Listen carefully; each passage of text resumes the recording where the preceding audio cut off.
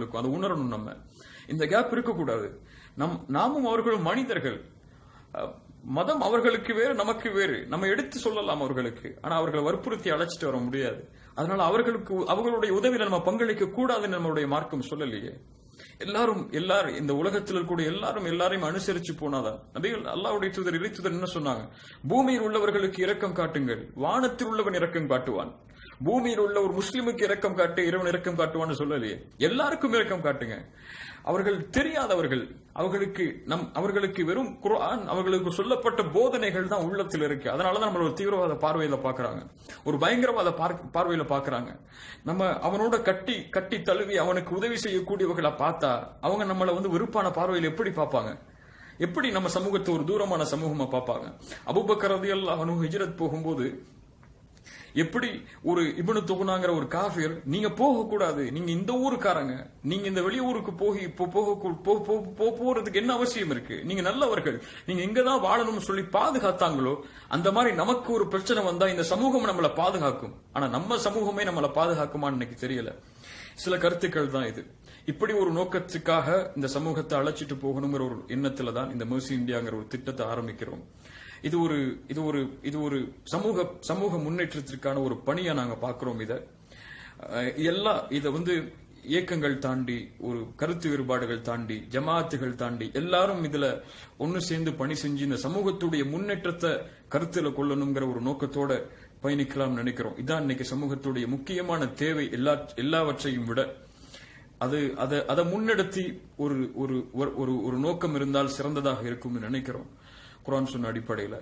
அதனால இவர் இப்படிப்பட்டவர், அப்படிப்பட்ட இதெல்லாம் மறந்துட்டு ஒரு சமூக முன்னேற்றத்துக்காக அவங்கவுங்க ஊர்கள்ல, அவங்கவுங்க இடங்கள்ல, அவங்களை சுத்தி வாழக்கூடிய மக்கள்ல எப்படி இதை செய்ய முடியும், அல்லாஹ்வுடைய இந்த பணியை, இறைவன் நமக்கு கொடுத்த இந்த மனித தன்மையோடு உள்ள இந்த பணி எப்படி செய்ய முடியுங்கிற ஒரு இலக்குல போகலாம்னு நினைக்கிறோம்.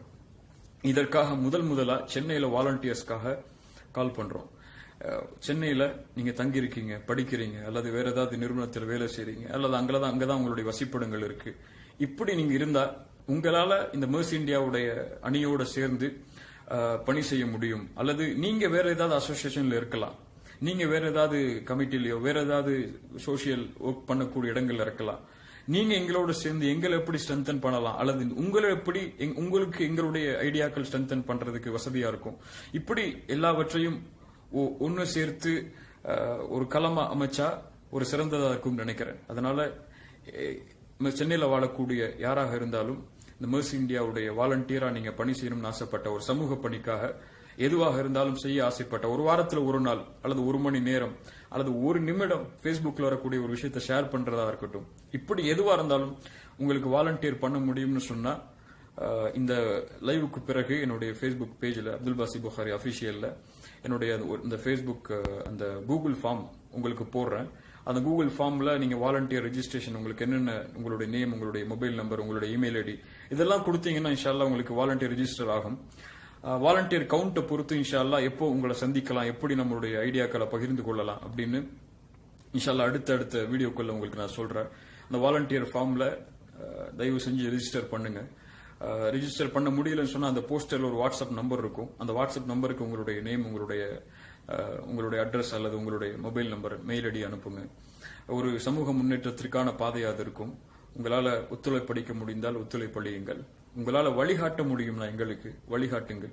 எல்லோரும் சேர்ந்து இந்த சமூகத்துடைய முன்னேற்றத்திற்காக சமூகத்திடமிருந்து இறைவன் எதை விரும்புகின்றாரோ, இந்த சமூகம் நம்மிடத்திலிருந்து எதை விரும்புகிறதோ அப்படிப்பட்ட ஒரு நோக்கத்தோட பயணிக்குங்கிற எண்ணத்தில் இன்ஷா அல்லாஹ் பயணிக்க தயாராகவும், அல்லாஹ் பிரிந்து இருக்கக்கூடிய இந்த சமூகத்துடைய உள்ளங்களை, பெயர்களை ஒன்றிணைக்க வேணாம், பெயர்கள் எப்படி வேணாலும் இருக்கட்டும், ஆனா பிரிந்து இருக்கக்கூடிய இந்த உள்ளங்கள் எல்லாம் ஒன்றிணைச்சு சமூகத்துடைய முன்னேற்றத்திற்காக எல்லா மக்களையும் இறைவன் உழைக்கிறதுக்கு அருள் செய்யணும்.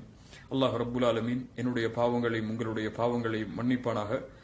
இந்த வீடியோ ஒரு லைவ் வீடியோ, ஒரு பயான் இல்லை, அதனால கோர்வை இல்லாம இருக்கலாம் அல்லது வார்த்தைகள் தடுமாறி இருக்கலாம்.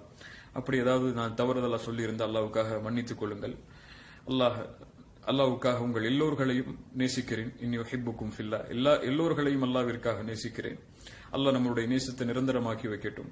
நம்மளிடத்தில் தவறுகள் இருந்தா நம்ம சுட்டி காட்ட கடமைப்பட்டிருக்கோம். அப்படி என்னிடத்துல இருக்கக்கூடிய தவறுகள் நீங்க சுட்டி காட்டி, உங்களிடத்தில் இருக்கக்கூடிய தவறுகளை நான் சுட்டி காட்டணும். இப்படி ஒரு தலைமுறை உருவாகச்சுன்னு சொன்னா, இந்த வாலிப சமூகம் உருவாகச்சுன்னு சொன்னா, இன்ஷா அல்லாஹ் அடுத்த தலைமுறை ஒரு சிறந்த சமூகமாக இந்த உலகத்துல இருக்கும். அந்த சமூகத்தை பார்த்து மற்ற சமூகங்கள் இந்த இஸ்லாமை அவங்க புரிஞ்சுக்கிறாங்களோ இல்லையோ, முதலாவதாக இஸ்லாமின் மேலுள்ள வெறுப்பு அவர்களுடைய உள்ளத்திலிருந்து எடுக்கப்படுறதுக்கு இது ஒரு காரணம் அமையும் நினைக்கிறோம். இணைந்திருங்கள். அல்லாஹ் ரப்புல் ஆலமீன் எமக்கு அருள் செய்யட்டும். அஸ்ஸலாமு அலைக்கும் வரஹ்மத்துல்லாஹி வபரகாத்துஹு.